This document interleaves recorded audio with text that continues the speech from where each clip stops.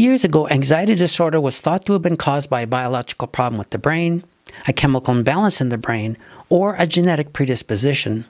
Thankfully, those causes were ruled out years ago. Anxiety disorder is most often caused by the unhealthy coping strategies we learn as we grow up in challenging environments. For instance, research shows that people who have issues with anxiety often experience childhood abuse. Research provides some disturbing insights on this. For example, in one study, 70% of people who had generalized anxiety disorder reported at least one type of abuse or neglect when growing up. Another study found that 60% of women with panic disorder had been sexually abused. Another study found that 44.9% of anxiety disorder patients reported childhood physical abuse. Research also found that 35.9% of anxiety disorder sufferers experienced physical neglect, 36.5% emotional neglect, and 62% emotional abuse. The more types of abuse a person experiences, the higher the likelihood of developing issues with anxiety.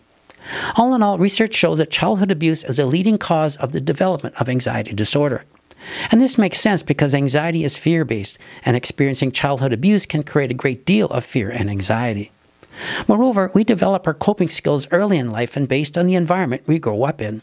The more challenging the environment, the more likely it is we'll develop an anxious coping style that leads to issues with anxiety. The harm caused by childhood abuse is extensive, affecting many areas of life, including mental, emotional, spiritual, and physical health.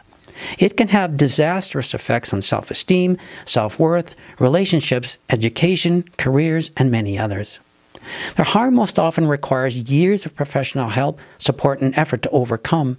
In many cases, the harm caused by childhood abuse is life-lasting. To stop the generational transfer of anxiety disorder, we must stop raising children in abusive environments. We can do that by becoming healthy parents and raising healthy children in loving and supportive environments, and by raising awareness of the ill effects of childhood abuse. Currently, 28% of females and 26% of males are victims of childhood abuse. These numbers are likely much higher since many cases go unreported.